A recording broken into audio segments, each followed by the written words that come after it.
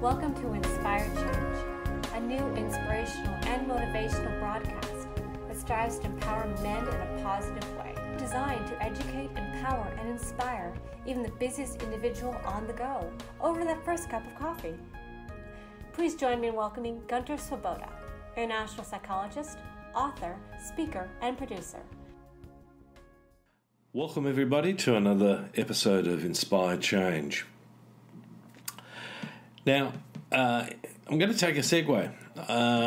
It's been one of those weeks where I've actually been dealing a lot with people on the issue of conflict, especially in intimate relationships. And at the moment, I'm not doing a lot of work. Well, I'm actually not doing any work with couples at the present time. I felt I needed to have a bit of a sabbatical from that for a while and focus on my work with men. But even in my therapeutic work and coaching work with men, one of the things that often stands out for me is the misunderstanding about how to really effectively deal with conflict.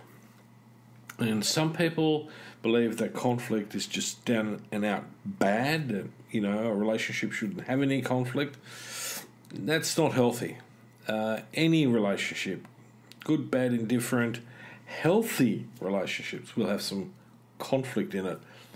The question is not so much about the conflict, but it's about how we deal with that conflict. So in the previous episode, I talked a bit about attachment. I just dropped it in a little bit. I'm going to pick up on that later because it's fundamentally important to the process of how we deal with conflict in a relationship, and what do I need to take ownership for and what does the other person need to take ownership for. But in this episode, I'm going to make it fairly straightforward in that I'm going to give you an outline of how I, in essence, educate my clients about having a decent, fair fight in their relationship. Okay, now I know it sounds a bit off, fighting fair or fair fighting, but I think it's actually a really important way, a really good way in which we can conceptualise what a conflict might be really about. And the key word here in the title is about fair. And so essentially what's fair? Well, let me get to that.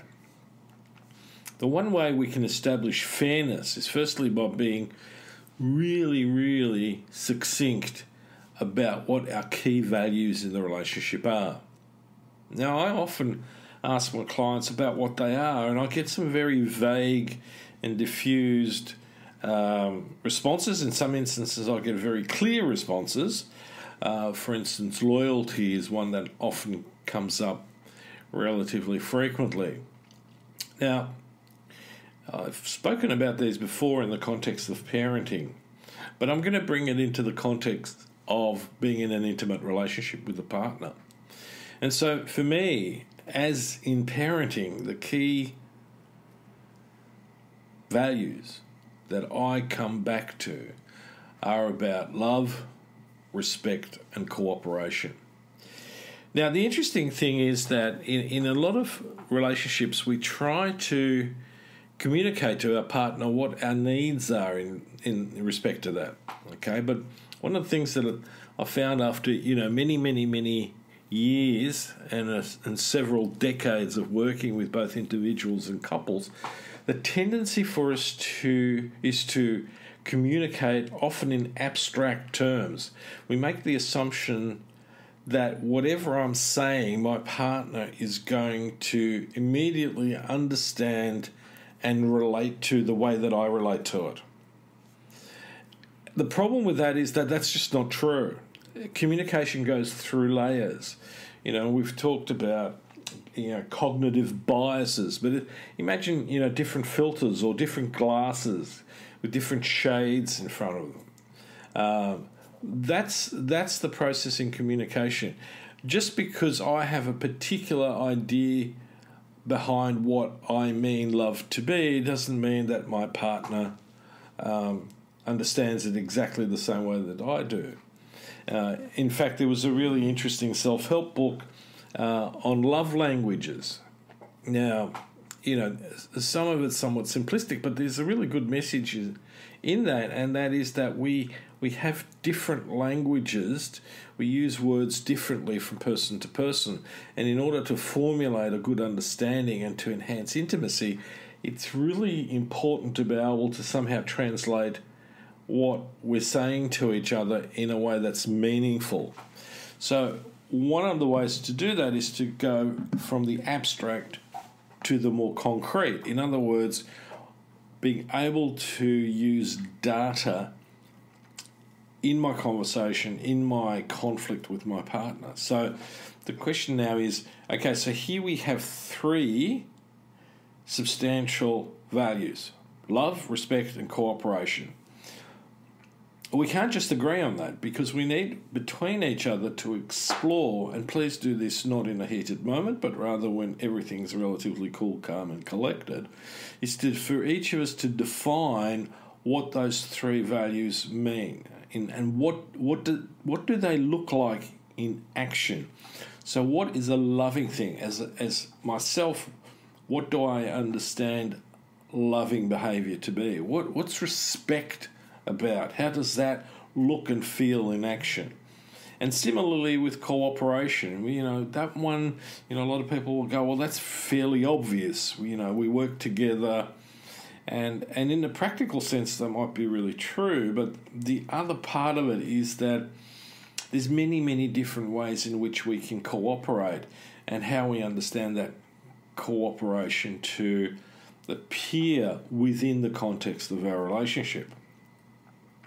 Now, having said that, the next part that is absolutely crucial is that each person accepts responsibility for their part in the conflict.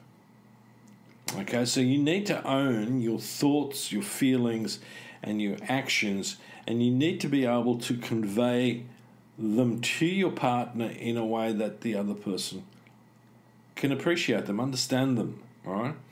Now, one of the things that I immediately point out around this a lot of the times is don't try to argue your partner out of how they feel. It apart from anything else, it's likely to make them very defensive. And so once that happens, it's much, much more complicated, much, much more difficult to resolve the actual issue in the conflict. Okay, so the way that I suggest we do that is to, the moment my partner says, this is how I'm feeling, is you acknowledge and validate that. Yeah? So really important, it's a leveler. It gets us a bit more connected, we're less defensive. And then particularly, and this is relevant for most of us as men, don't immediately jump into problem solving, but stay with the process, stay with the clarification, go from the abstract to the concrete to the data. So a good data question in this context is to say to my partner, so what do you need from me around this, how you feel, or what the issue is? Now, don't be put off if you get well, I've told you that. Be patient. Ask for clarification again. Yes, I understand that you might have told me that. You might have told me that a number of times, but right here and now, what I need from you is to explain to me exactly in concrete terms what it is that you need.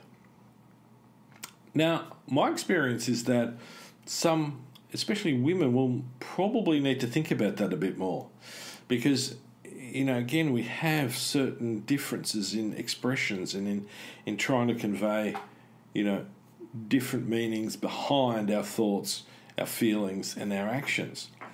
My experience in most relationships, in most intimate relationships, is that fundamentally most of us have good intention. So our actions aren't necessarily deliberately hurtful. Now, that is most of the time. There are relationships where one partner has a particular way of dealing with the world wherein they may be emotionally abusive. Okay, now that's a different story altogether, and I'll probably do another podcast on that topic all of itself. Okay, so the next step, and this is again where we come back to you need to take ownership for your thoughts, feelings, and actions, is to reflect on 4 elements in your communication within the relationship. And these came from a couple called the Gottmans, and they established a research and therapy foundation called the Gottman Institute, funnily enough. And they're all about enhancing relationships, marriage. And I discovered them very, very early on in the piece working with couples, and I just felt that the way that they approached, relationships, their research in relationships really resonated with me. And the section that I'm about to talk about is called the 4 Horsemen of the Apocalypse in Relationships. Okay, so what are they? The first one, fundamentally, that they talk about is persistent criticism. So we have a tendency to, criticize what our partner's doing on an ongoing basis. So, imagine yourself in your partner's shoes and go, okay, what is she hearing from me? Is it really always criticism? Now, I certainly get that from teenagers a lot, where they feel that the only thing they hear from their parents and often from other teachers, and that's where they're going to need to take some ownership for their own behaviour, is about stuff that they're not doing, that they're doing wrong, they could be doing better. And so they're not feeling emotionally really nourished in that context. Okay, so, if you're a very critical person, and sometimes we're doing that not only to our partners, but we're doing it to ourselves equally, pull up stumps. You need to change that. The second one is about contempt or disrespect. And this one is particularly important to, for us as men, is because sometimes, whether we are aware of it or not, we are not particularly respectful to our female partners. Now, I'm not talking about all the time, although there are some men who are like that all the time. But we need to find a place in where I can respect my partner for who she is, not necessarily for what she does. That's a slightly separate issue. But just on a person-to-person basis, I will respect myself and I will respect her in the process. And the question that comes up here is, how does that connect to the values? Well, again, if you think about what love and respect looks like in action, i.e. concretely, then you need to be able to apply that. So, edit contempt and enter respect, and being caring and loving, being compassionate. The third one is about being defensive. And so, this one usually emerges when my partner says to me, honey, I need to talk to you. And she starts off with something and I immediately bite back. And sometimes I don't let her finish. That's the signal to me that I'm being defensive. All right.